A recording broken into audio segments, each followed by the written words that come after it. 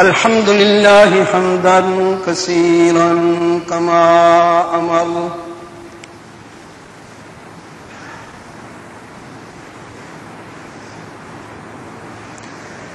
ونشهد أن لا إله إلا الله وحده لا شريك له في الخلق والأمر إرغاما لمن جحد به وكفر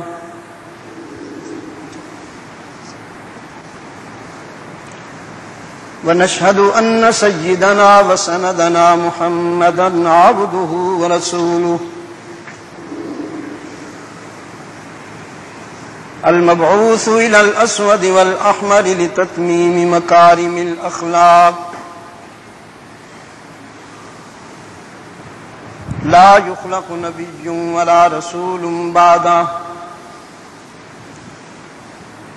ولا أمة بعد أمته ولا شريعة بعد شريعته ولا كتاب بعد كتابه صلى الله تعالى عليه وعلى آله وأصحابه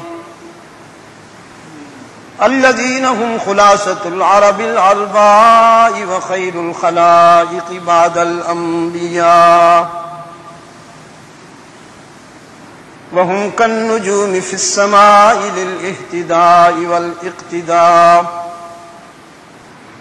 وهم مفاتيح الرحمة ومصابيح الغرر. أعوذ بالله من الشيطان الرجيم. بسم الله الرحمن الرحيم. إن الذين كفروا وماتوا وهم كفار أولئك عليهم لعنة الله والملائكة والناس أجمعين خالدين فيها لا يخفف عنهم العذاب ولا هم ينذرون. وإلهكم إله واحد لا إله إلا هو الرحمن الرحيم. إن في خلق السماوات والأرض واختلاف الليل والنهار والفلك التي تجري في البحر بما ينفع الناس وما أنزل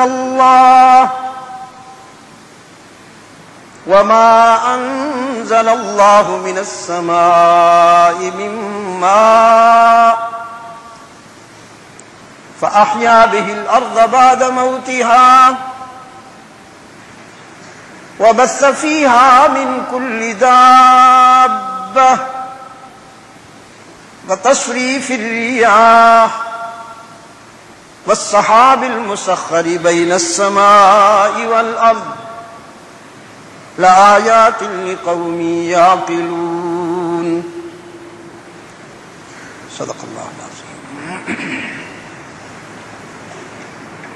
ارباب علم و دانش،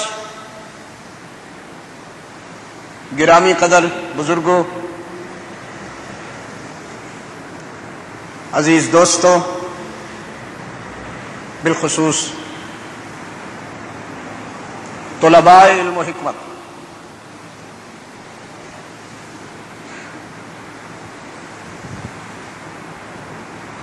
آج کیا تاریخ ہے بھائی؟ 30 اپریل 1997. ہم جامع مسجد بنوری ٹاؤن کراچی سندھ پاکستان میں دعوت و تبلیغ کی نسبت سے جمع ہیں.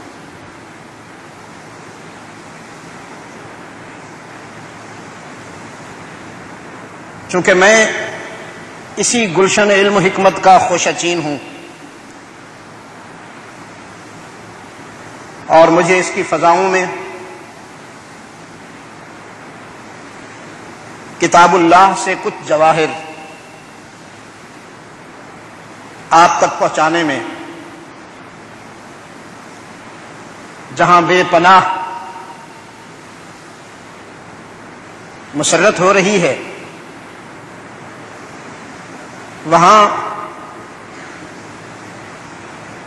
اس حصول سعادت پر رب العزت کے حضور شکر گزار ہونے کے بعد میں اپنے ان دوستوں عزیزوں کا بھی شکر گزار ہوں جو آج کی اس ملاقات کا ذریعہ بنے۔ سورہ بقرہ کی 160ویں آیت سے 164 تک کی آیات پیش نظر ہے۔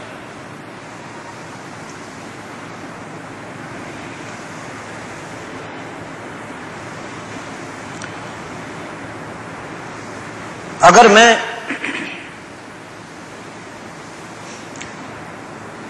ان آیات سے انصاف کرنے کی کوشش کروں تفصیلاً تو زیادہ وقت چاہیے ہوگا، اور میں جانتا ہوں کہ کل میرے عزیز طلباء کے لیے تعطیل نہیں ہے۔ کل تعطیل یعنی جمعرات کو بھی تعطیل ہوتی ہے، تو پھر مجھے تھوڑی سی گنجائش مل گئی، ورنہ میں نے یہ ارادہ کیا تھا کہ بہت ہی اختصار کے ساتھ بات کروں گا، اور ظاہر ہے کہ آپ کے سامنے اختصار ہی میں تو بلاغت ہے۔ اب میں عام لوگوں کے سامنے بھی تشریح اور تفصیل میں سر کھپاتا پھروں، اور آپ جیسے اہل نظر کے سامنے بھی وہی معیار اپناؤں، اس کی کیا ضرورت ہے؟ تاہم ہمارے عزیز بھائی سید محمد بنوری صاحب نے تھوڑی سی گنجائش دے دی۔ وہ لوگ جو کافر ہوئے اور اسی کفر پر اس دنیا سے چلے گئے، جنہیں اللہ کا عرفان نصیب نہ ہوا، ظاہر ہے کہ انہوں نے نقصان کا راستہ اپنایا اور فطرت نے انہیں جہنم رسید کر دی۔ یہ وہ بد نصیب ہیں کہ جن پر اللہ، اس کے فرشتے اور پوری کائنات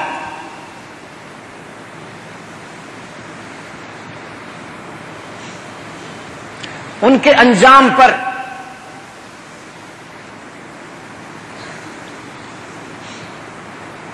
اظہار افسوس کر رہے، جسے قرآن نے لعنت کا لفظ دیا ہے۔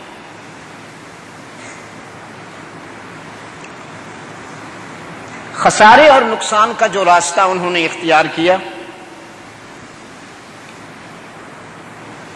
اور جہنم رسید ہوئے،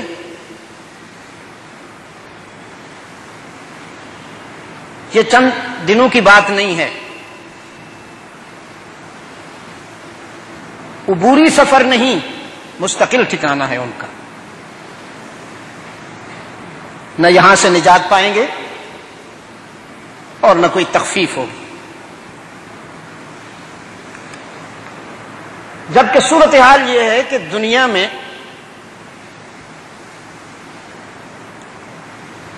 انہوں نے جو زندگی گزاری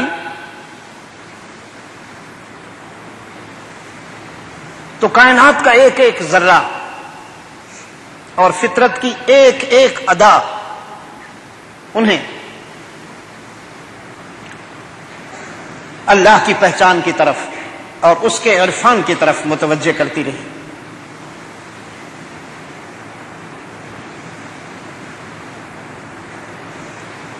دلائل میں کوئی کمی نہیں آئی، شواہد اور بینات ہر زاویے سے، ہر اسلوب سے ہم وقت موجود رہے اور انہیں احساس دلاتے رہے کہ یہ عالم رنگ و بو، یہ کارخانہ حیات، اس کا بنانے والا، اسے منظم کرنے والا اور اس کا چلانے والا اس کا حق رکھتا ہے کہ تم اسی کو معبود مانو، اسی کے آگے جھکو اور اپنی عبودیت کے اظہار کے لیے اسی کو یکتا مان کر اپنا تعلق مضبوط کر۔ لیکن اتنی بڑی واضح دلیلوں کے باوجود اور اس قدر کھلے براہین کے ہوتے ہوئے انہیں ہدایت نہ ملی، جس کا مطلب یہ ہے کہ ہدایت ٹھونسی نہیں جاتی، طلب کی جاتی۔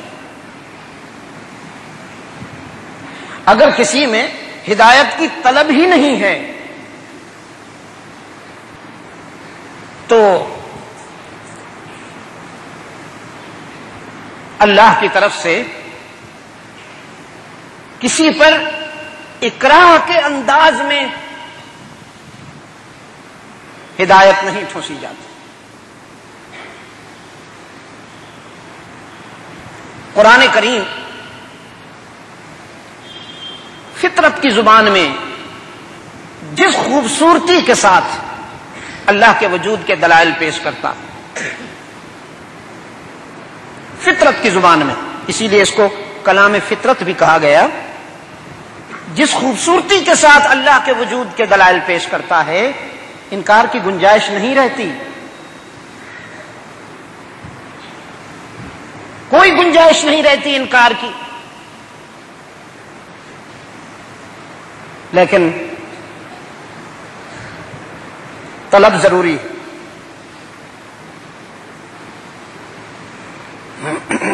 زمین زرخیز نہ ہو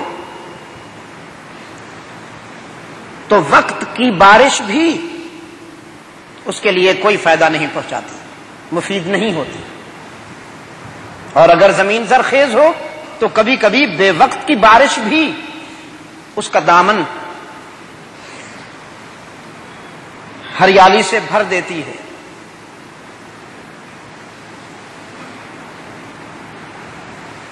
کماء المطر فی الاصداف ضرا وفی فم الافاء صار سما، بارش کا وہی قطرہ جو وقت پر سیپ میں چلا جائے تو موتی بنتا ہے،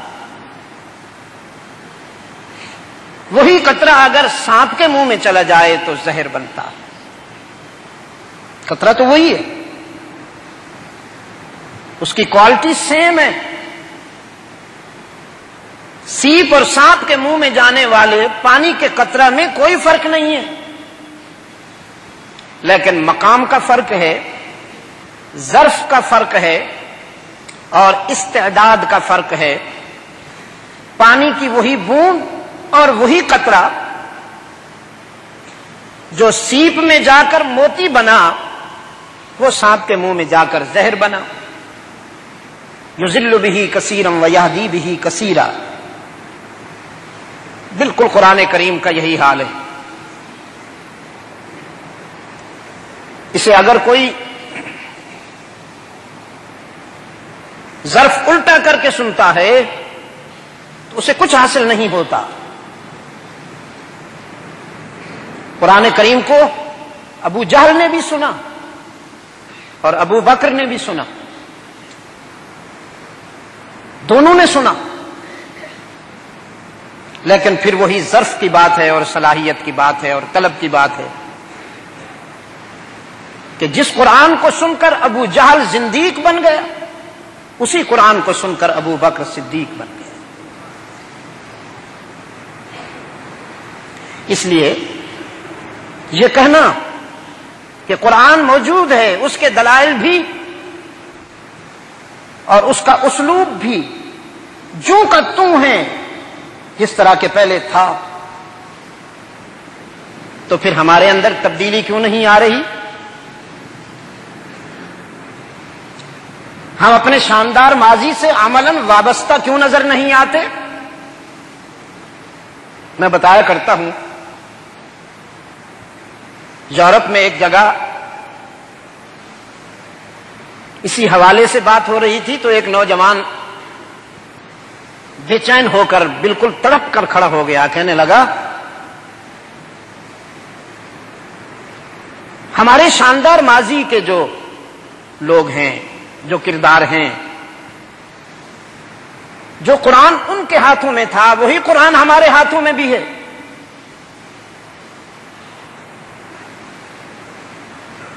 وہ تو فرشتوں سے بھی بلند ہو گئے، وہ تو فرشتوں سے بھی محترم ہو گئے، اور پھر عالم یہ کہ کائنات ان کے لیے مسخر نظر آئی۔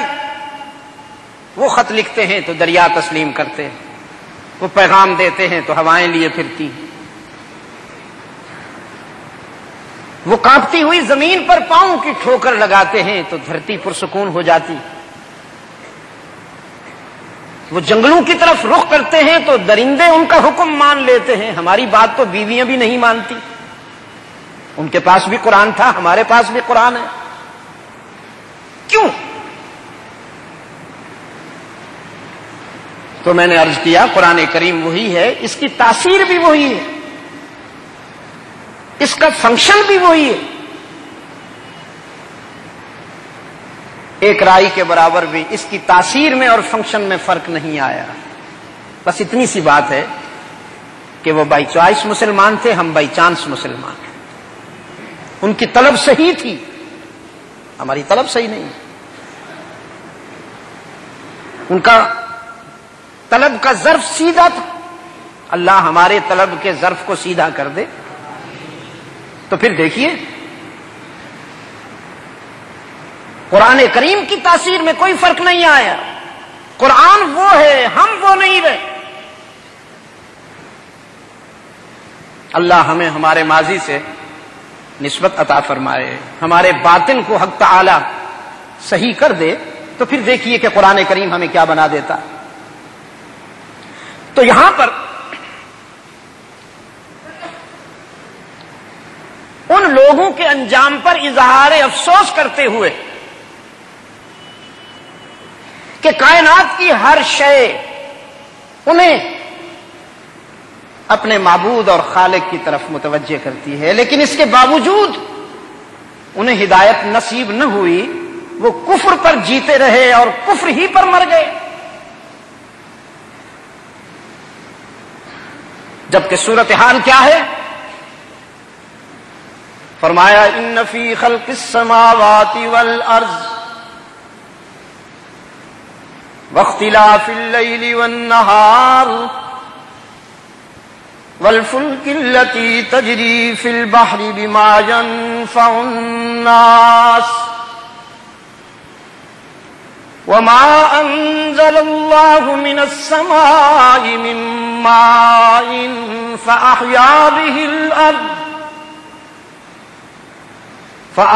به الأرض بعد موتها وبث فيها من كل دابة وتصريف الرياح والسحاب المسخر بين السماء والأرض لآيات لقوم يعقلون۔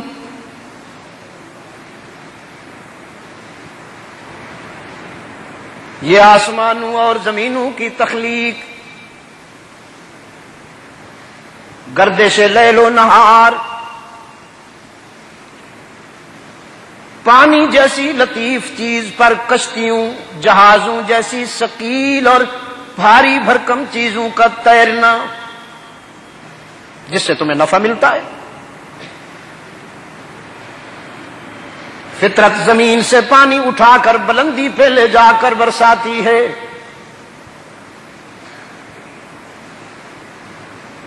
اور وہ بوندیں تمہاری مردہ زمینوں کو زندہ کر جاتی ہیں.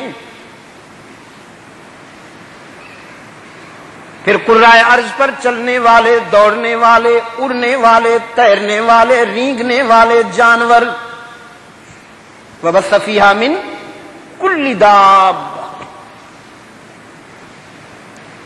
ہواؤں کی روانی، کبھی سرسر بن کر، کبھی صبا بن کر،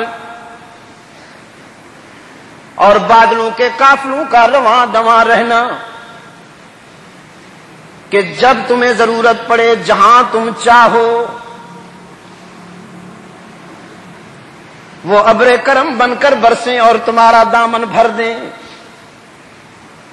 لآیات لقوم یعقلون. تو کیا تمہاری سمجھ میں بات نہیں آئی؟ یہ ساری صداقتیں، یہ ساری حقیقتیں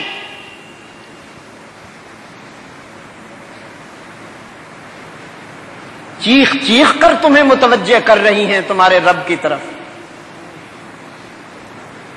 کائنات کی یہ ساری جلی و خفی ادائیں تمہیں دعوت فکر دے رہی ہیں کہ اس کائنات کا ایک بنانے والا ہے اور نظام چلانے والا ہے، پھر بھی تمہاری سمجھ میں بات نہیں آتی.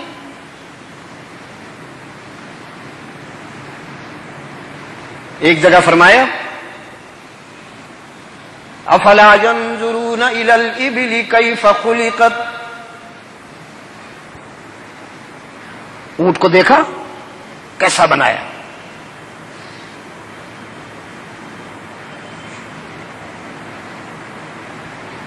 افلا ينظرون الى الابل كيف خلقت والى السماء كيف رفعت وإلى الجبال كيف نصبت وإلى الأرض كيف سطحت فذكر إنما أنت مذكر.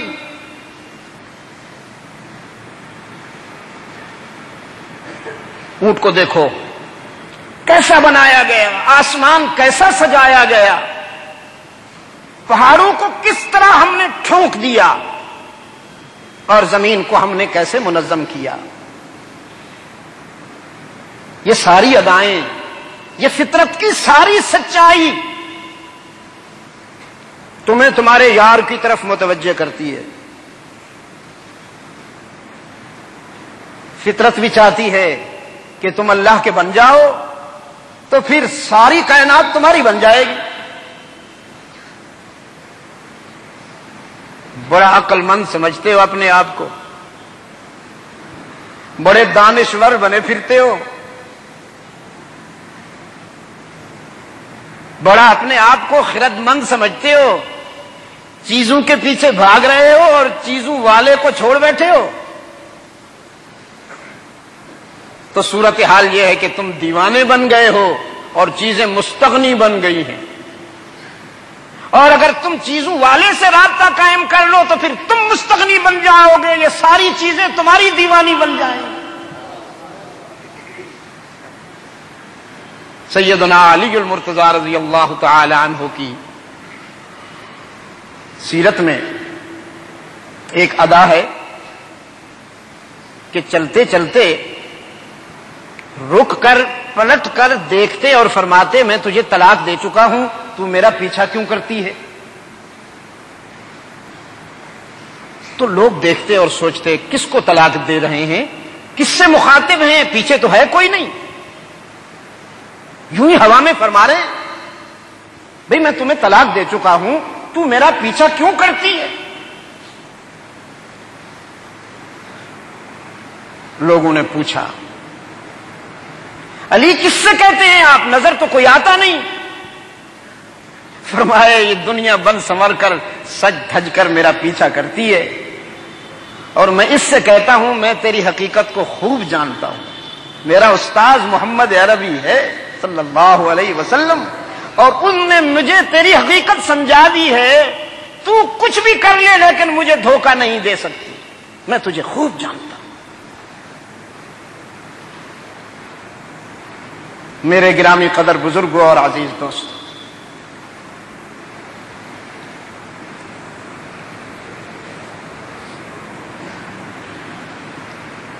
ایک جگہ واختلاف اللیل والنہار, یہ جو گردش لیل و نہار ہے, ٹھیک وقت پر رات اپنی ڈیوٹی پوری کر کے چلی جاتی ہے اور ٹھیک وقت پر دن آ جاتا ہے. جو اللہ کو نہیں مانتے اپنے اوقات کا نظام وہ بھی گردش لیل و نہار سے ٹھیک کرتے ہیں کہ ہماری گھڑی تو غلطی کر سکتی ہے لیکن سورج کے طلوع میں غلطی نہیں ہوگی. ہماری گھڑی تو غلط کہہ سکتی ہے لیکن سورج کے غروب میں غلطی نہیں ہوگی. اللہ کو نہ ماننے والے بھی اپنے اوقات کے نظام کو گردش لیل و نہار کو دیکھ کر ٹھیک کرتے ہیں. اور قرآن کریم پھر یہاں دعوت فکر دیتا ہے. فرمایا قل ارائیتم ان جعل اللہ علیکم اللیل سرمدا, ارائیتم ان جعل اللہ علیکم اللیل سرمدا الى یوم القیامہ من الہ غیر اللہ یأتیکم بضیاء. تم نے کبھی غور کیا یہ رات جو ہم نے تمہارے لیے وجہ سکون بنائی, الم نجعل الارض مہادا والجبال اوتادا, یہ اوتاد کے کیا معنی کروں؟ ہاں بھائی, اوتاد کے کیا معنی کروں؟ کبھی بکھری ہوئی ہوا میں مصلی بچھا کر نماز پڑھا, نماز پڑھنے کا اتفاق ہوا بکھری ہوئی ہوا میں. لگتا ہے مصلی بھی اڑ جائے گا مصلی بھی اڑ جائے گا. کبھی کبھی تو اس قدر تیز جھونکے ہوتے ہیں ہوا کے کہ مصلی دونوں اس کے نشانے پہ ہوتے ہیں. کشمیر میں ہم ایک پہاڑ پر نماز پڑھ رہے تھے, بالکل بارڈر تھا, 7000 فٹ کی بلندی تھی اور تیز ہوا. تو احباب کا تقاضا تھا جگہ بالکل صاف ہے نماز پڑھ لی جائے, کوئی اس میں ایسی کراہت نظر نہیں آ رہی, لیکن میرا دل چاہ رہا تھا کہ میں رومال بچھا لوں. اب اس تیز ہوا میں اس بیچارے پھول کی پنکھڑیوں کی طرح کا نرم رومال, کیا حیثیت ہے اس کی. تو پھر میں نے یہ کیا کہ اس کے چاروں کونوں پر بھاری بھاری پتھر رکھ دیے, بھاری بھاری پتھر رکھ دیے اور بڑے آرام کے ساتھ ہم نے نماز پڑھی. تو آپ اپنے مسلح کو یا اپنے کپڑے کو بیلنس کرنے کے لیے کہ یہ ہوا میں اڑ نہ جائے کناروں پہ چھوٹے چھوٹے پتھر رکھ دیتے ہیں. اللہ نے بھی اپنی چٹائی کو بیلنس کرنے کے لیے کناروں پہ پہاڑ ٹھوک دی, متوازن رہے, مستحکم رہے, اس میں کوئی گڑبڑ نہ ہو.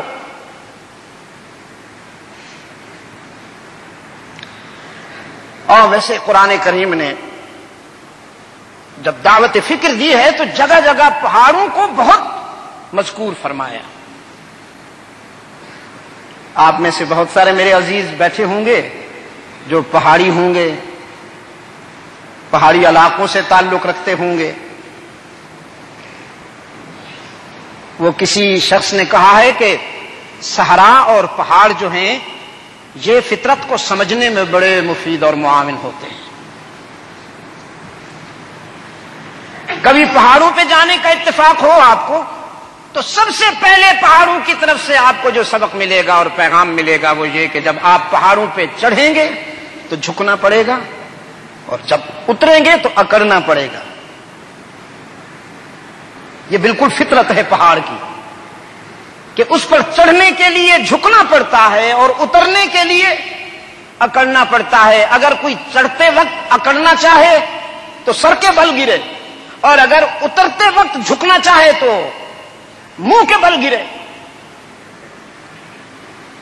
جو ہی آپ پہاڑوں میں جائیں گے وہ آپ کو پیغام دیں گے کہ بلندی تک پہنچنے کے لیے عاجزی ضروری ہے، اور تکبر کا نتیجہ زوال ہوتا ہے۔ جتنا عاجزی کریں گے بلند ہوتے چلے جائیں گے، اور جتنا تکبر کریں گے پستی میں چلے جائیں گے۔ پستی سے سر بلند ہو اور سرکشی سے پست، اس راہ کے عجیب نشیب و فراز ہے۔ پستی سے سر بلند ہو اور سرکشی سے پست، اس راہ کے عجیب نشیب و فراز ہے۔ کبریائی تو اور بلندی تو اسی کو سجتی ہے۔ باقی انسان کی بات جب اس میں تواضع آئے گی تو فطرت اسے بلند کر دے گی، اور اگر نفس نے اس کی گردن میں سریا ٹھونک دیا تو پھر اسے ذلت سے کوئی نہیں بچا سکے گا۔ میرے عزیز دوستو، مغرب میں ایک جگہ ایک صاحب نے کھڑے ہو کے کہا، پروفیسر تھے پیشے کے لحاظ سے، عیسائی تھے مذہب کے لحاظ سے، فکر کے لحاظ سے کرسچن تھے، کہنے لگا قرآن کریم نے پہاڑوں کی بات بھی کی ہے، آسمان و زمین کی بات بھی کی ہے، شمس و قمر کی بات بھی کی ہے، ستاروں کی بات بھی کی ہے، دریاؤں سمندروں کی بات بھی کی ہے، جانوروں کی بھی بات کی ہے، پرندوں کی بھی بات کی ہے، لیکن قرآن کریم نے جہاز کی، ٹیلی فون کی، ٹیلیکس فیکس کی، کمپیوٹر کی، ٹرین کی بات نہیں کی، ادھوری بات کی ہے۔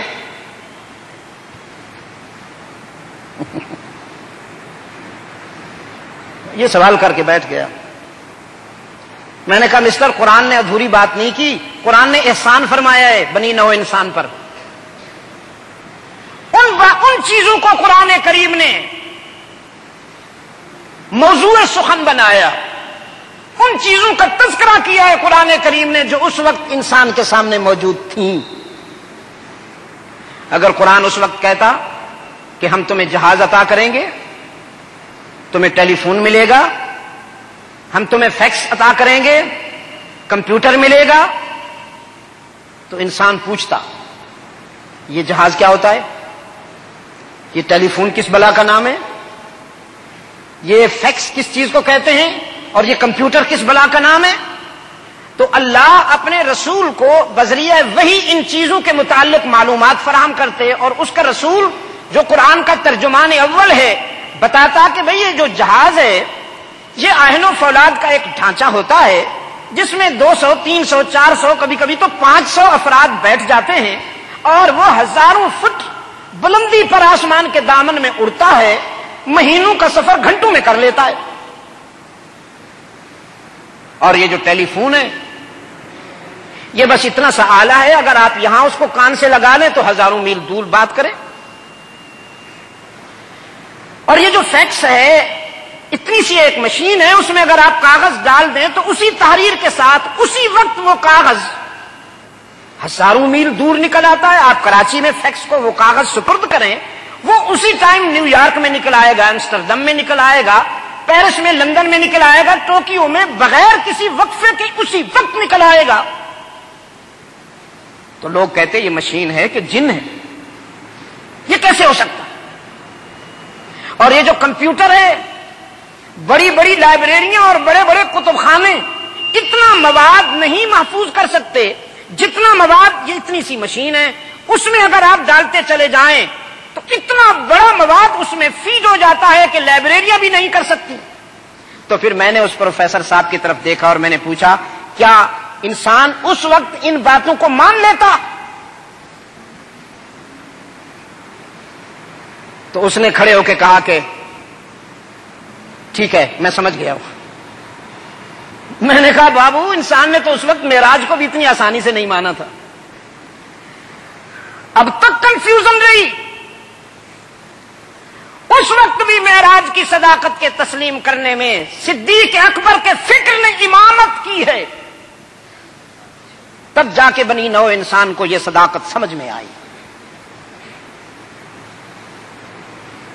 رحمت عالم صلی اللہ علیہ وسلم نے جب معراج کی صداقتوں کو دنیا کے سامنے پیش فرمایا، قرآن کہتا ہے وَمَا جَعَلْنَا الرُّؤْيَا الَّتِي أَرَيْنَاكَ إِلَّا فِتْنَةً، ہم نے اس کو کسوٹی بنایا، اس کو ہم نے معراج کو تمہارے عقل و خرد کو پرکھنے سمجھنے کے لیے. کون ہے جو عقل کی اتباع کرتا ہے اور کون ہے جو قول رسول کی اتباع کرتا ہے. عصر حاضر کے بہت سارے فتنوں میں ایک فتنہ یہ بھی ہے کہ ہمارے بعض عزیز کہتے ہیں ہم تو وہ بات مانیں گے جو ہماری سمجھ میں آئے گی اور جو سمجھ میں نہیں آئے گی وہ نہیں مانیں گے. اچھی بات ہے، اچھی بات ہے. دنیا کی ہر بات کو عقل و خرد کے معیار پہ سمجھیے، لیکن وحی کی بات کے لیے عقل اور خرد کو معیار نہ بنائیے، وحی کو معیار بنائیے. قرآن کریم کی کوشش ہے کہ وہ عقل انسانی کو ساتھ لے کے چلے. افلا یتدبرون القرآن ام علی قلوب اقفالها، کیا ہو گیا ہے لوگوں کو، کیوں تدبر سے کام نہیں لیتے قرآن فہمی کے معاملے میں. ان فی ذلک لآیات لقوم یعقلون، لآیات لقوم یتفکرون، لآیات لقوم یتذکرون. تفکر، عقل، تدبر، قرآن کریم نے جگہ جگہ کوشش کی ہے کہ عقل انسانی کو ساتھ لے کے چلے. لیکن کبھی کبھی ایسے مرحلے بھی آ جاتے ہیں کہ پھر عقل محو تماشائے لب بام ہوتی. یہاں بھی یہی ہوا. سناٹا تھا حلقہ رسالت میں، سناٹا، سوچ سمجھ کے بول رہا ہوں.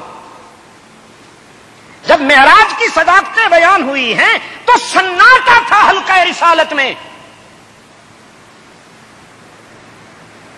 صدیق اکبر رضی اللہ تعالیٰ عنہ جب تشریف لائے تو اللہ کے رسول صلی اللہ علیہ وسلم نے بڑی پیار کی نگاہوں سے دیکھا اور فرمایا انہیں میرے قریب آنے دو.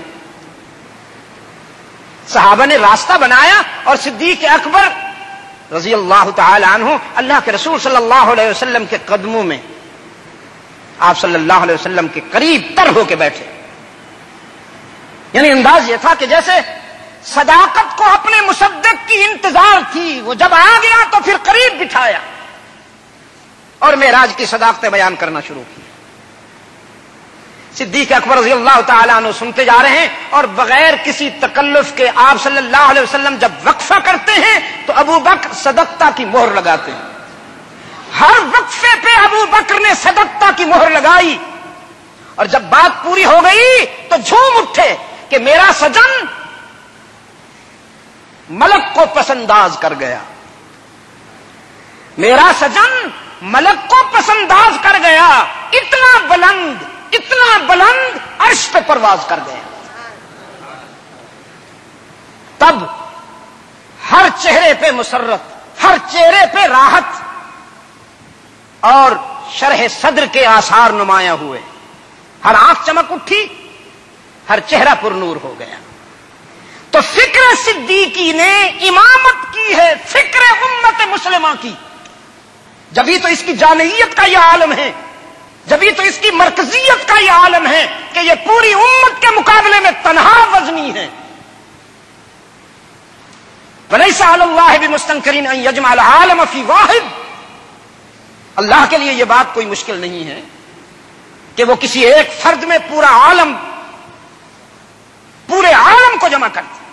اللہ کے لیے یہ بات مشکل نہیں ہے. میرے گرامی قدر بزرگوں اور عزیز دوست،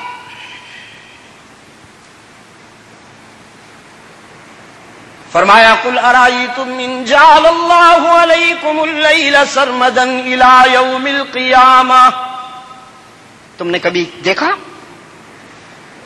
اگر اللہ رات کو حکم کر دے کہ رک جاؤ، اور رک جانے کا حکم بھی قیامت تک کے لیے ہو، 2-4 دن کے لیے نہیں۔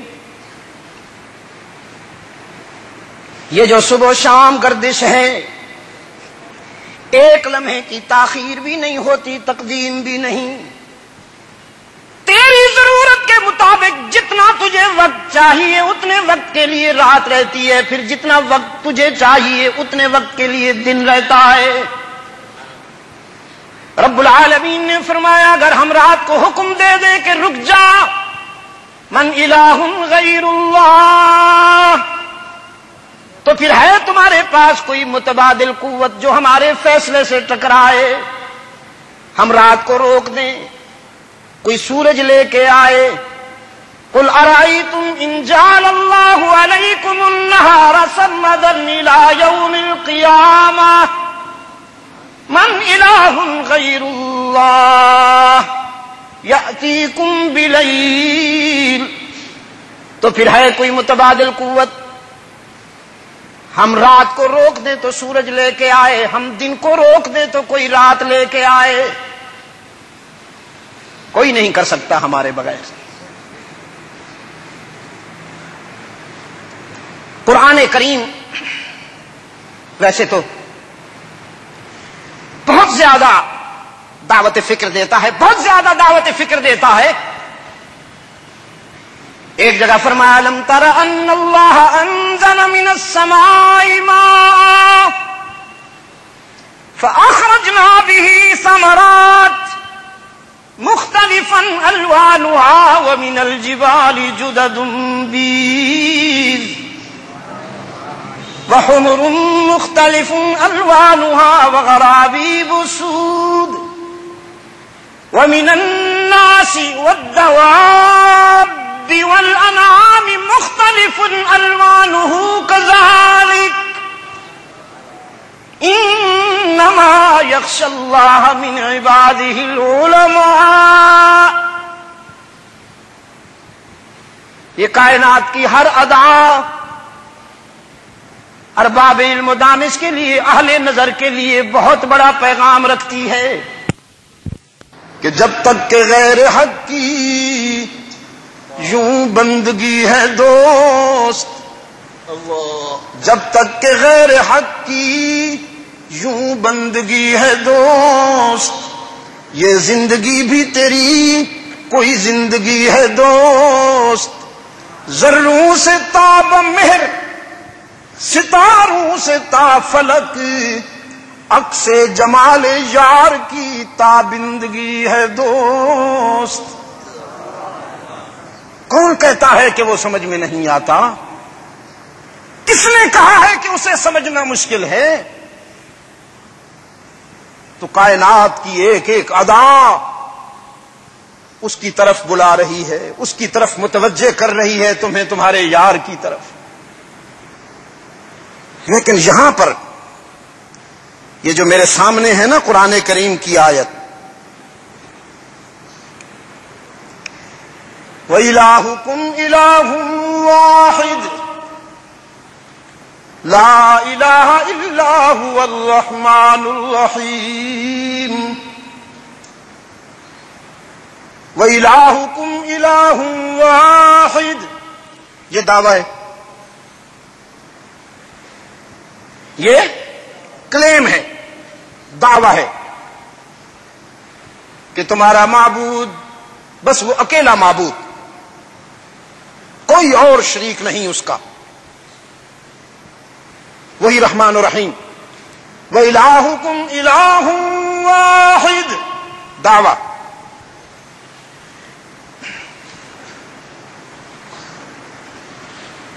اگرچہ چاہنے والوں کے لیے دلیل کی ضرورت نہیں ہوتی۔ ایک موقع پر ابو جہل نے کہا تھا صدیق اکبر سے، تم نے اللہ کو بن دیکھے مان لیا، اپنے رسول سے کیوں نہیں کہا پہلے خدا دکھاؤ پھر مانیں گے؟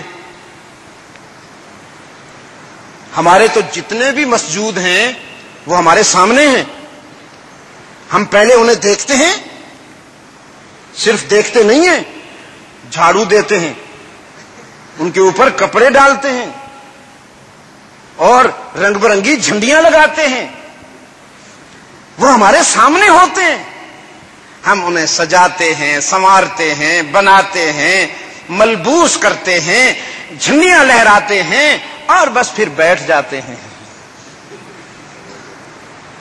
اور تم نے بن دیکھے مان لیا۔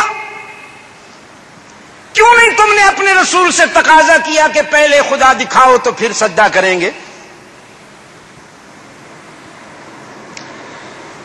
صدیق اکبر رضی اللہ تعالی عنہ نے فرمایا، اگر ہم تقاضا کرتے، اگر ہم مچل جاتے کہ پہلے دکھاؤ پھر عبادت کریں گے اس کی، تو شاید ہمارا رسول ہمارے رب کے حسن و جمال کی کوئی جھلک دکھا دیتا۔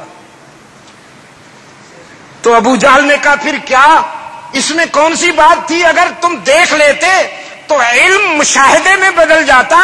فرمانے لگے نہ بابا نہ، ہم دیکھ لیتے نا اگر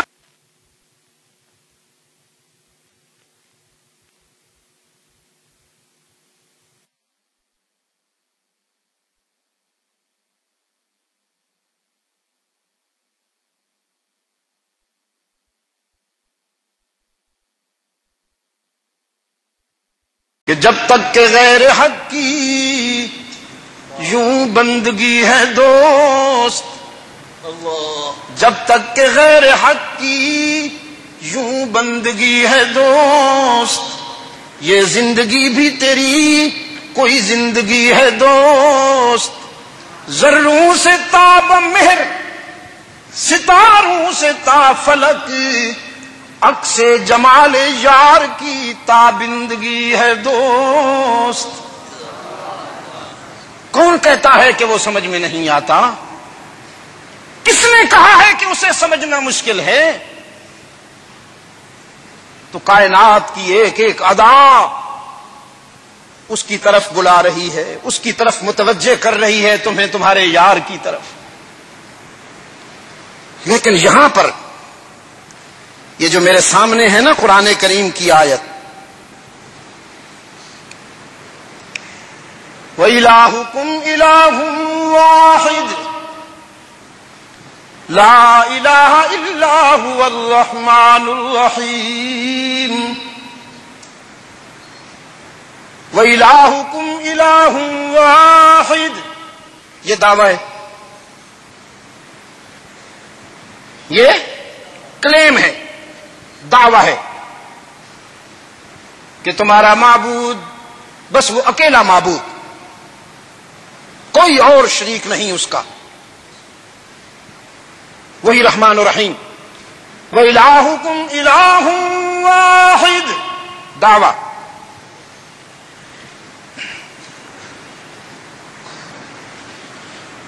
اگرچہ چاہنے والوں کے لیے دلیل کی ضرورت نہیں ہوتی۔ ایک موقع پر ابو جہل نے کہا تھا صدیق اکبر سے، تم نے اللہ کو بن دیکھے مان لیا، اپنے رسول سے کیوں نہیں کہا پہلے خدا دکھاؤ پھر مانیں گے؟ ہمارے تو جتنے بھی مسجود ہیں وہ ہمارے سامنے ہیں، ہم پہلے انہیں دیکھتے ہیں، صرف دیکھتے نہیں ہیں، جھاڑو دیتے ہیں، ان کے اوپر کپڑے ڈالتے ہیں اور رنگ برنگی جھنڈیاں لگاتے ہیں، وہ ہمارے سامنے ہوتے ہیں، ہم انہیں سجاتے ہیں، سنوارتے ہیں، بناتے ہیں، ملبوس کرتے ہیں، جھنڈیاں لہراتے ہیں اور بس پھر بیٹھ جاتے ہیں، اور تم نے بن دیکھے مان لیا۔ کیوں نہیں تم نے اپنے رسول سے تقاضا کیا کہ پہلے خدا دکھاؤ تو پھر سجدہ کریں گے؟ صدیق اکبر رضی اللہ تعالی عنہ نے فرمایا، اگر ہم تقاضا کرتے، اگر ہم مچل جاتے کہ پہلے دکھاؤ پھر عبادت کریں گے اس کی، تو شاید ہمارا رسول ہمارے رب کے حسن و جمال کی کوئی جھلک دکھا دیتا۔ تو ابو جہل نے کہا پھر کیا، اس میں کون سی بات تھی، اگر تم دیکھ لیتے تو علم مشاہدے میں بدل جاتا۔ فرمانے لگے نہ بابا نہ، ہم دیکھ لیتے نا اگر اللہ کے حسن و جمال کی کوئی جھلک، تو اس کی ذات پر ہمیں ایمان و یقین کا وہ مقام نصیب نہ ہوتا جو رسول کی زبان سے سن کر نصیب ہے. اس لیے کہ ہماری آنکھ دیکھنے میں غلطی کر سکتی ہے لیکن رسول اللہ صلی اللہ علیہ وسلم کی زبان سے کبھی غلطی نہیں ہو سکتی. ہمارے مشاہدے میں غلطی کا امکان ہے، ہمارے مشاہدے میں غلطی کا امکان ہے لیکن رسول کے نطق میں غلطی کا امکان نہیں. صلی اللہ علیہ وسلم الف الف مرۃ بعدد کل ذرۃ. چاہنے والوں کے لیے اگرچہ دلیلیں اتنی ضروری نہیں ہوا کرتی لیکن یہ اس کا کرم ہے کہ اس نے اپنے دعوے پر دلائل بھی خود دے دی. فرمایا یہ دیکھو زمین و آسمان کی بلندیاں، سمندروں دریاؤں کا تلاطم اور تموج، اور ان پر کشتیوں جہازوں کا تیرنا، اور پھر یہ جو انعام ہیں، مویشی اور جانور ہیں. وَلَكُمْ فِيهَا جَمَالٌ حِينَ تُرِيحُونَ وَحِينَ تَسْرَحُونَ وَتَحْمِلُوا أَثْقَالَكُمْ إِلَى بَلَدٍ لَّمْ تَكُونُوا بَالِغِيهِ إِلَّا بِشِقِّ الْأَنفُسِ إِنَّ رَبَّكُمْ لَرَءُوفٌ رَحِيمٌ وَالْخَيْلَ وَالْبِغَالَ وَالْحَمِيرَ لِتَرْكَبُوهَا وَزِينَةً وَيَخْلُقُ مَا لَا تَعْلَمُونَ.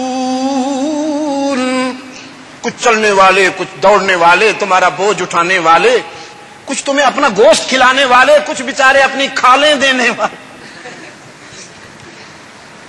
میں نے تو اس دن کہا، ایک خبر پڑھی، پتہ نہیں لوگوں کو کیوں چسکا پڑ گیا ہے کھالوں کا.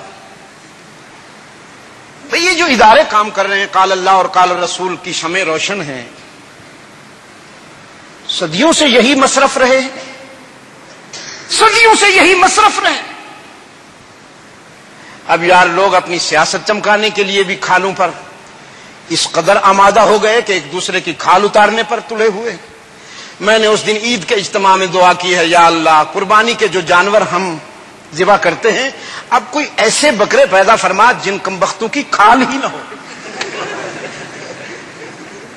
اس لیے کہ میں نے سنا ایک صاحب آئے پرچی دے گئے کہ بھئی کھال ہمیں دینا، دوسرے آ گئے انہوں نے بھی پرچی دے دی کھال ہمیں دینا، ورنہ تیسرے آ گئے انہوں نے بھی پرچی دے دی، یہ جو گائے کھڑی ہے یا بکرا کھڑا ہے نا کھال ہماری، ورنہ. بعض حضرات نے اس ورنہ سے بچنے کے لیے 5-5, 6-6 بکرے لیے ہیں، حالانکہ ان کے اوپر واجب ایک ہی تھا، لیکن اب جان تو بچانی ہے نا بھائی. جان بچانے کے لیے کئی جانور لیے کہ بھئی اس کو بھی ایک کھال دے دو، اس کو بھی ایک دے دو، کسی کی پرچی خالی نہ جائے، کہیں ورنہ نہ آ جائے.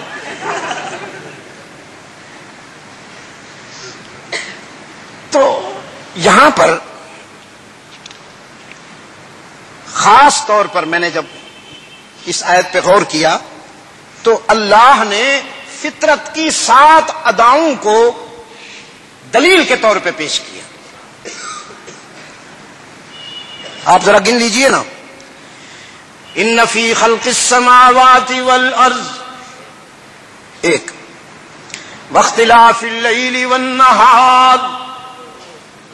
آپ تو بولیے نا، آپ یا درجہ حفظ میں پڑھتے ہیں آپ جیسے وہ ہمارے بچے تحفیظ میں جو ہوتے ہیں آواز نہیں نکلتی. ہمارا بیٹا ہے احمد، اپنے شاہ صاحب کا بیٹا، میں نے اس نے پوچھا کیا نام ہے بیٹا، اچھا پہلے تو یاد ہے آپ کو؟ یا اللہ یہ آواز تیری کہاں گئی؟ تو بتایا گیا کہ حفظ کر رہا ہے.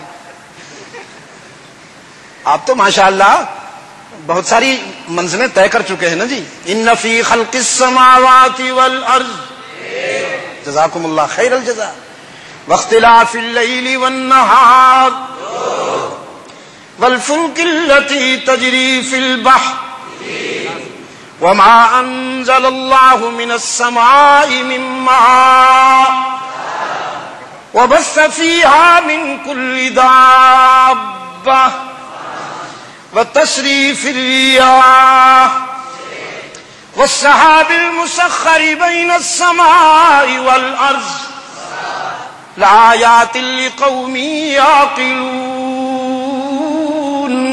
7 اور ان 7 دلائل کو قرآن کریم نے پیش کرنے کے بعد دعوت فکر دی ہے کہ اب وہ سمجھ میں نہیں آتا. اتنے بدیہی حقائق تمہارے سامنے رکھ رہا ہوں عقل کے اندھو، پھر بھی تمہیں اللہ سمجھ میں نہیں آتا.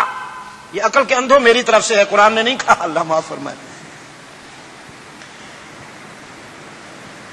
اچھا ایک اور دعویٰ کیا ہے قرآن کریم نے، جیسے یہاں دعویٰ کیا نا وَإِلَٰهُكُمْ إِلَٰهٌ وَاحِدٌ، بالکل اسی انداز میں دعویٰ کیا محمد رسول اللہ.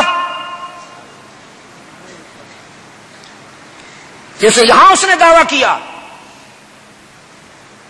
کہ میرے سوا معبود کوئی نہیں، میرے سوا مسجود کوئی نہیں، میں تمہارا معبود مسجود ہر جگہ موجود، علام الغیوب، کارساز، دستگیر، حاجت روا، مشکل کشا، یہ ساری صفتیں اس کی ہیں. نانی جان کی کھیر نہیں ہے گھر گھر میں تقسیم ہوتی پھرے، یہ ساری صفتیں اس کی ہیں. وَإِلَٰهُكُمْ إِلَٰهٌ وَاحِدٌ. دلیل کائنات کو دیکھو، صحیفہ کائنات کا مطالعہ کرو، آسمان کی بلندی بتائے گی، زمین کی وسعت بتائے گی، گردش لیل و نہار بتائے گی، پانی کی سطح پر بھاری بھرکم اشیاء کا چلنا تیرنا بتائے گا، باران رحمت کا ایک ایک قطرہ، ایک ایک بوند اس کے وجود کا برہان بن کر نازل ہوگی. انعام اور مویشیوں کا چلنا بتائے گا.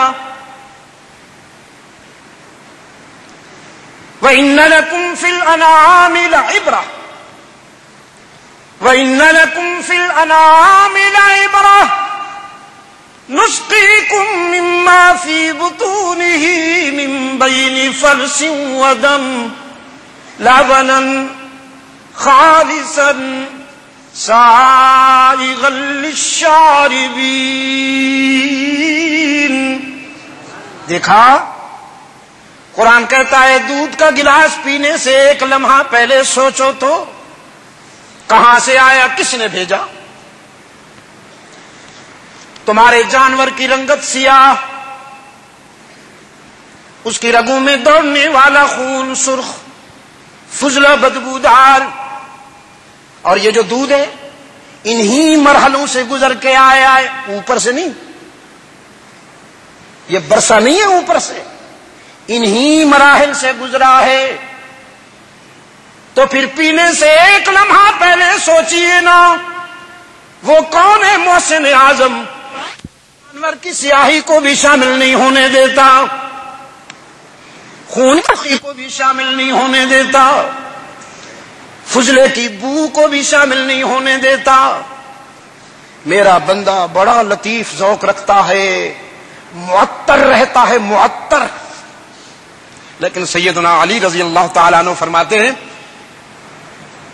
اگر کبھی کثرت مال، شباب، لیڈری، حالات کی موزونیت تجھے دھوکہ دینے لگے تو بیت الخلاء بڑی اچھی جگہ ہے تجھے تیری پہچان کی. بیت الخلاء میں جا کر اپنی شخصیت پہ غور کیا کر کے تو کیا ہے اور اس نے تجھ پہ کتنا کرم کر دیا ہے.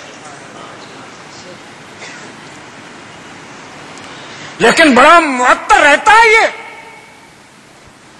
اگر دودھ میں بکری کا ایک بال بھی نظر آ جائے تو یہ تو انکار کر دیتا ہے. چھوٹا سا بھی اگر خون کی کوئی سرخی نظر آ جائے، کوئی ذرہ نظر آ جائے تو یہ تو انکار کر دیتا ہے. اگر فضلے کی بو محسوس کر لے، اس نے تو تسلیم نہیں کرنا اس میری نعمت کو.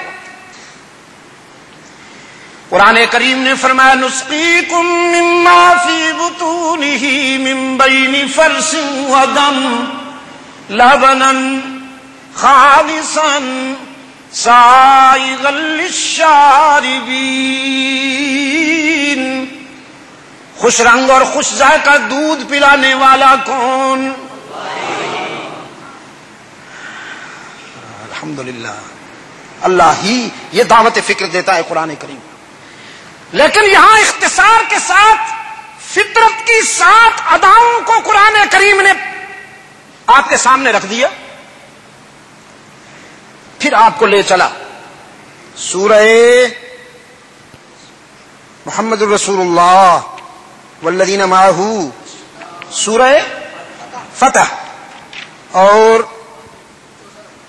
پارہ 26واں 26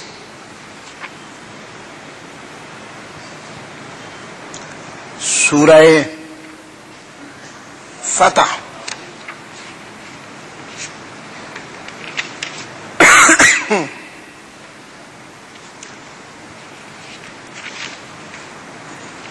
جی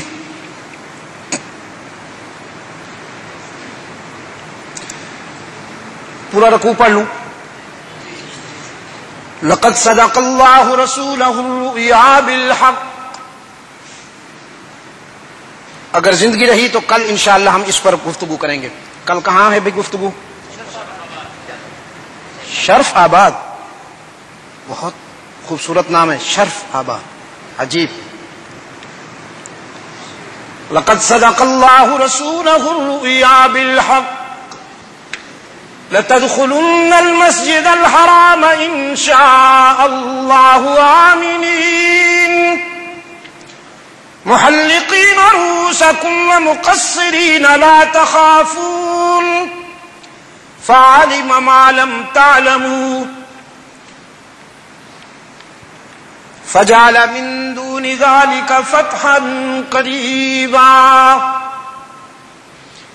هو الذي أرسل رسوله بالهدى ودين الحق ليظهره على الدين كله وكفى بالله شهيدا. محمد رسول الله والذين معه أشداء على الكفار رحماء بينهم تراهم ركعا سجدا يبتغون فضلا من الله ورضوانا سيماهم في وجوههم من أثر السجود ذلك مثلهم في التوراة ومثلهم في الإنجيل إلى آخره. محمد رسول اللہ یہ دعویٰ، وَإِلَٰهُكُمْ إِلَٰهٌ وَاحِدٌ وہ دعویٰ، اور یہ محمد الرسول اللہ. اب اس پر اللہ نے دلائل دیے. وَالَّذِينَ مَعَهُ أَشِدَّاءُ عَلَى الْكُفَّارِ میں تمہارا معبود ہوں. یا اللہ کیا دلیل؟ فرمایا فطرت کی اداؤں کو دیکھو. پھر فرمایا محمد تمہارا محبوب ہے. کیا دلیل؟ فرمایا اس کے وفاداروں کو دیکھو، اس کے صحابہ کی وفاؤں کو دیکھو. فطرت کی ادائیں میرے وجود کی دلیل اور صحابہ کی وفائیں میرے محبوب کی دلیل. زمین و آسمان کو دیکھو گے، حجر و شجر کو دیکھو گے، شمس و قمر کو دیکھو گے، پہاڑوں کو دیکھو گے، مویشیوں جانوروں کو دیکھو گے تو میں سمجھ میں آؤں گا. ابو بکر عمر عثمان و علی کو دیکھو گے تو میرا محبوب سمجھ میں آئے گا. سلمان و بلال کو دیکھو گے تو میرا محبوب سمجھ میں آئے گا. ابن عوف ابن مسعود کو دیکھو گے تو میرا محبوب سمجھ میں آئے گا، حسن و حسین کو دیکھو گے تو میرا محبوب سمجھ میں آئے گا، خالد بن ولید، سعد بن ابی وقاص، معاویہ بن ابی سفیان کو دیکھو گے تو محمد سمجھ میں آئے گا۔ فطرت کی ادائیں میرے وجود کی دلیل، یہ میرے وجود کے دلائل و براہین اور حلقہ رسالت کے فیض یافتہ صحابہ کی وفائیں میرے محبوب کے نبوت اور رسالت کی دلیل۔ وہ کون سے ہیں جی؟ وہ بھی 7، یہ بھی 7۔ اشداء علی الکفار رحماء بینہم تراہم رکعا سجدا یبتغون فضلا من اللہ ورضوانا سیماہم فی وجوہہم من اثر السجود ذالک مثلہم فی التوراۃ ومثلہم فی الانجیل۔ عجیب اتفاق ہے، وہاں اللہ نے اپنی الوہیت منوانے کے لیے بھی فطرت کی 7 اداؤں کو دلیل بنایا، اور یہاں اپنے رسول کی رسالت منوانے کے لیے بھی صحابہ کی 7 اداؤں کو دلیل بنایا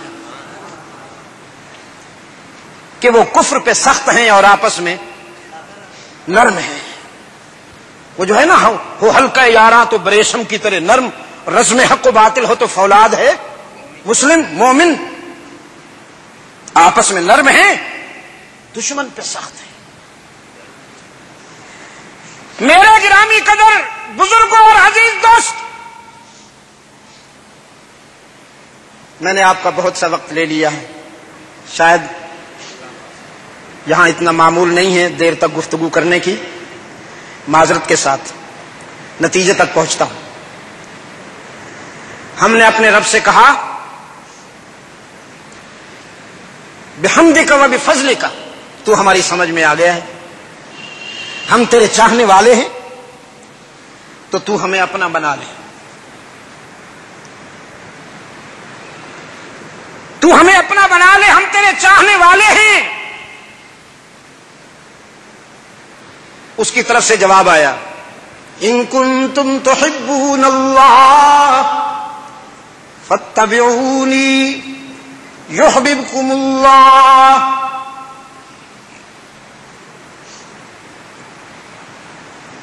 مجھے چاہتے ہو، مجھ سے تمہیں محبت ہے نا، تو پھر پہلے میرا بھی ایک محبوب ہے، اس کے در پہ جاؤ، میں ڈائریکٹ نہیں ملوں گا، تمہارے عقیدہ توحید کی بھی کوئی قیمت نہیں پڑے گی جب تک کہ وہاں نہ جاؤ۔ تو یا اللہ پہلے ہم تیرے محبوب سے محبت کریں۔ قرآن نے وہاں محبت کا لفظ استعمال نہیں کیا، اتباع کا لفظ استعمال کیا، اور یہ بات وہ کہہ رہا ہوں جو اسی جگہ، یہ اسی دروازے سے ذرا آگے اسی جگہ بیٹھ کر جلالین شریف پڑھتے ہوئے حضرت بنوری رحمت اللہ تعالی علیہ سے میں نے یہ فیض حاصل کیا۔ اس دن عجیب طبیعت کا انداز ہی عجیب تھا۔ مفتی اعظم آئے ہوئے تھے، امین الحسینی صاحب شام کے، مرحوم و مغفور، ان سے ملاقات کر کے آئے تھے، اور اسی جگہ بیٹھ کر حضرت نے فرمایا تھا کہ اللہ نے یہاں محبت کے بجائے اتباع کو شرط قرار دیا۔ آئے خیال شریف میں، آئے خیال شریف میں اتنی جلدی ہوتی تھی کہ ہمارے ایک پٹھان طالب علم نے آئے خیال شریف میں، آئے خیال شریف میں، آخر میں اتنا لکھ مارا کہ اور کچھ تھا ہی نہیں، کاپی کے کتنے اوراق اس نے سیاہ کر دیا، آخر میں بعد میں پوچھا کہ یہ کیا ہوتا ہے۔ ہمارے ایک اور استاذ تھے، وہ بزخفش کا لفظ استعمال، وہ جو بز اخفش ہوتا ہے نا، تو وہ فرماتے تھے بزخفشے، سمجھ میں آیا بزخفشے۔ اب یہ اساتذہ کی اپنی اپنی ادائیں ہوتی ہیں نا جی، یہ بھولتی نہیں۔ میں نے جس استاد سے نظم اکثر تو اپنے والد مرحوم سے پڑھی، لیکن کچھ یہ بوستان کا کچھ حصہ ایک استاد سے بھی پڑھا تھا. ان کا فارسی پڑھنے کا جو انداز تھا وہ مجھے ابھی تک نہیں بھولا, کبھی نہیں بھولے گا شاید. سنا دیتا ہوں. مراد ماں نصیحت بود گفتے مو, یہ مو اتنا لمبا کھینچتے تھے کہ جیسے 5 مد کھینچ رہے ہو. تو ہم نے ایک دن کہا کہ حضرت یہ گفتیں بغیر کسی تکلف کے بعد پوری ہو جاتی ہے, آپ گفتیں مو اتنا کھینچ کے لے جاتے ہیں, اس کی کیا ضرورت ہے؟ تو ہنس کر فرمانے لگے مجھے تو پتہ ہی نہیں ہوتا, وہ بے وقوف ہو, تم بتا رہے ہو, مجھے تو پتہ ہی نہیں ہوتا کہ میں کھینچ کے لے جا رہا ہوں. تو اگر میں کھینچ کے لے جا رہا ہوں تو روک لیا کرو. تو ہم نے کہا بس آپ کو روک لیا اور بتا دیا گفتیں بغیر کسی تکلف کے بعد پوری ہو جاتی ہے. تو 1-2 مرتبہ تو خیال کیا. عادت یہ تھی کہ سبق ختم ہونے کے بعد یہ شعر ضرور پڑھتے تھے, کیونکہ اس میں ایک پیغام ہے, میسج ہے. مراد ماں نصیحت بود گفتیں حوالت با خدا کر دیں وہ رفتیں, لیکن وہ اس مراد ماں نصیحت بود گفتیں مو حوالت با خدا کر دیں وہ رفتیں مو کھینچ کے لے جاتے تھے. وہ اشاعت المعارف تھا. حضرت رحمت اللہ تعالی علیہ کی, حضرت شیخ بنوری کی یہ عادت تھی کہ آئے خیال شریف میں جملہ تو یوں تھا لیکن تکرار کے ساتھ اور تیزی میں آخر میں یوں ہوتا تھا. فرمانے لگے محبت کے بجائے قرآن کریم میں اتباع کو شرط قرار دیا گیا. اللہ نے یہ کیوں نہیں فرمایا کہ مجھ سے محبت کرنی ہے تو پہلے میرے رسول سے محبت کرو؟ شاید اس لیے نہیں فرمایا کہ اس کے رسول سے محبت کے تقاضے اس کے سوا کوئی پورے نہیں کر سکتا. رحمت عالم صلی اللہ علیہ وسلم سے محبت کیسے ہونی چاہیے یہ وہی سمجھتا ہے اور وہی انصاف کر سکتا ہے. اس کے سوا شاید اس کی مخلوق میں کوئی اس کے محبوب کے ساتھ محبت کے تقاضے پورے کر ہی نہیں سکتا. اس لیے فرمایا تم ان کے غلام بن جاؤ, میرے رسول کی اتباع اختیار کر لو, پھر تمہیں مجھے تلاش کرنے کی ضرورت نہیں, میری رحمت خود تمہیں تلاش کرے گی. تم مجھے محبوب بنانا چاہتے ہو, میرے رسول کے غلام بن جاؤ, یحببکم اللہ, تم میرے محبوب بن جاؤ گے. اور جب ہم اس کے رسول کے قدموں میں پہنچے ہیں کہ اللہ کے رسول تیرے بغیر تو وہاں ہماری موحد ہونا بھی کام نہیں آتا. رحمت عالم صلی اللہ علیہ وسلم کی بارگاہ صداقت سے بھی یہی جواب آیا کہ اللہ نے تمہیں میرے در پہ بھیجا تو پھر میرے بھی کچھ محبوب ہیں, میں تمہیں ان کے دروازے پہ بھیجتا ہوں. من احبہم فبحبی احبہم ومن ابغضہم فببغضی ابغضہم. تم میرے صحابہ اور میرے اہل بیت سے عقیدت رکھو, ان کو اپنا محبوب بنا لو, تو پھر تم میرے ہو, میں تمہارا ہوں. اور اگر تم انہیں برداشت نہیں کرو گے تو تم میرے نہیں, میں تمہارا نہیں. میرے عزیز طلباء اور گرامی قدر بزرگوں, اللہ اپنے رسول کے بغیر نہیں ملتا اور اس کا رسول اصحاب و اہل بیت کے بغیر نہیں ملتا. اللہ تک پہنچنے کے لیے رسول کی ذات میں معیار حق ہے, اور رسول اکرم صلی اللہ علیہ وسلم تک پہنچنے کے لیے اصحاب و اہل بیت رسول میں معیار حق ہے, معیار حق ہے. یہ قرآن کے کردار ہیں. اب میں چند باتیں تتمہ کے طور پر اپنے عزیز طلباء سے کہتا ہوں. جس طرح کہ میں نے عرض کیا, فطرت کی یہ ادائیں اللہ کے وجود کے دلائل ہیں, تو صحابہ دلائل و براہین رسالت اور دلائل و براہین نبوت ہیں.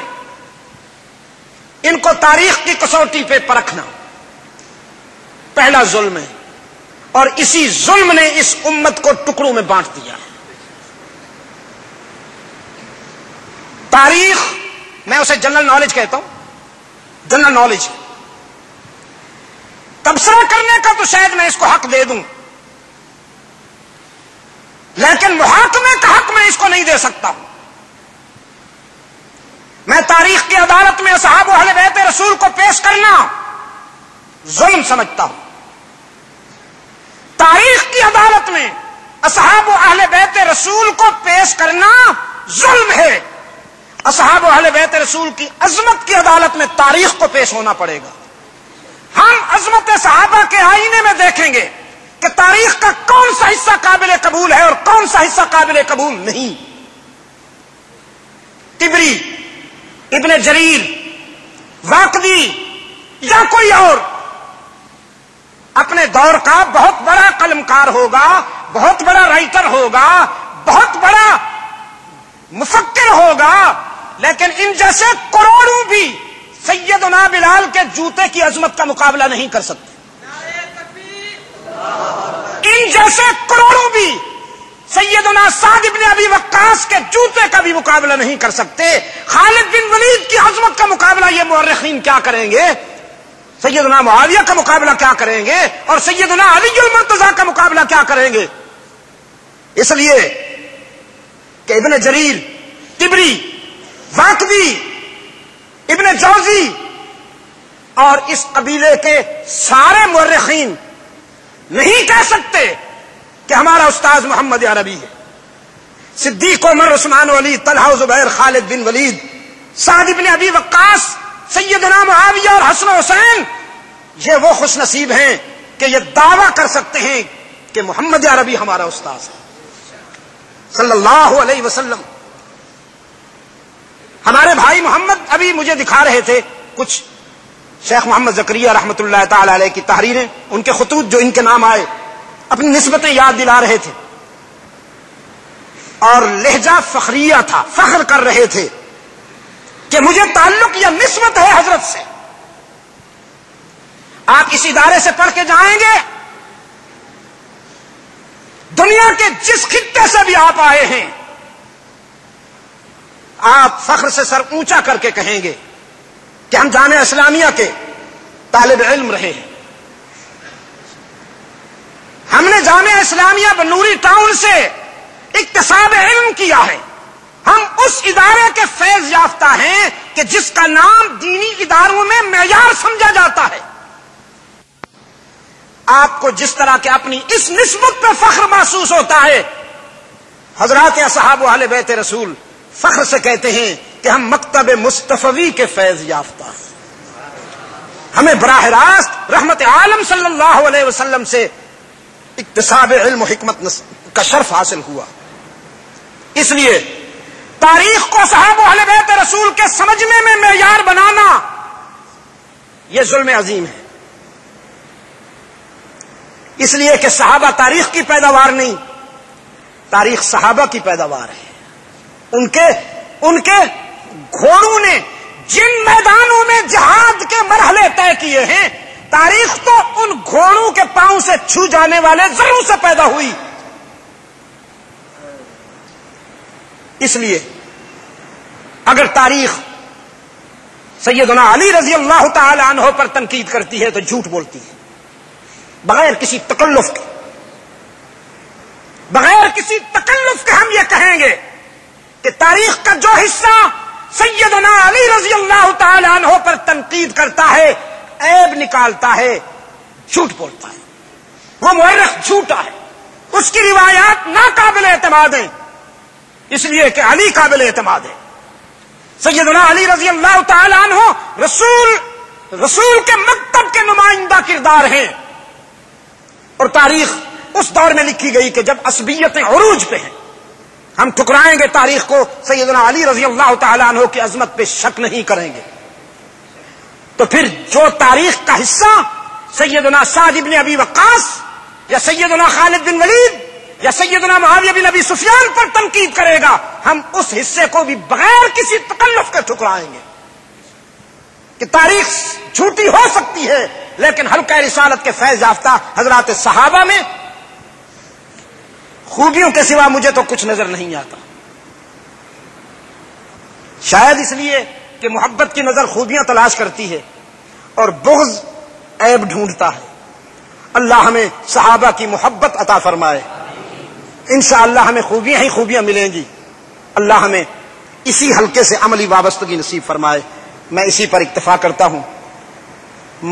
جامع مسجد بنوری ٹاؤن کے ان نیو ٹاؤن کے دوستوں کا بھی میں بصمیم قلب شکر گزار ہوں. مجھے ان کے جذبات محبت پہنچے ہیں. اساتذہ کا بھی شکر گزار ہوں. یہ نشست، جی ہاں شروع میں بھی میں عرض کر چکا ہوں، یہ جو ہم بیٹھے ہیں اس وقت، قرآن کریم کی کچھ جواہر اللہ کے فضل و کرم کے ساتھ ہمیں سمجھنے کی سعادت نصیب ہوئی. مسجد انتظامیہ، جامع مسجد بنوری ٹاؤن کی انتظامیہ کے دوستوں کی طرف سے یہ کوشش ہوئی، ان کی طرف سے یہ ہمیں موقع ملا کہ ہم نے یہ باتیں کی. اللہ تعالیٰ انہیں بھی جزائے خیر عطا فرمائے. آپ دوستوں نے بھی، بہت دور دراز سے بھی کچھ ساتھی آئے ہوئے ہیں، میں چہرے دیکھ رہا ہوں. میرے عزیز طلباء، خاص طور پر انہوں نے بڑا قیمتی وقت دیا، یہ ان کے مطالعے کا وقت تھا. اللہ آپ کو دنیا اور آخرت کی بہت ساری عزتیں نصیب فرمائے. بھائی محمد کو اللہ تعالیٰ صحت عطا فرمائے. علماء کرام اور اکابرین کی تقاریر کے گرا قدر کیسٹوں کا مرکز، پاک ریکارڈنگ سینٹر، دکان نمبر A84، پہلی منزل، کریم سینٹر، زیب النساء اسٹریٹ، صدر کراچی. Phone number 5678 123.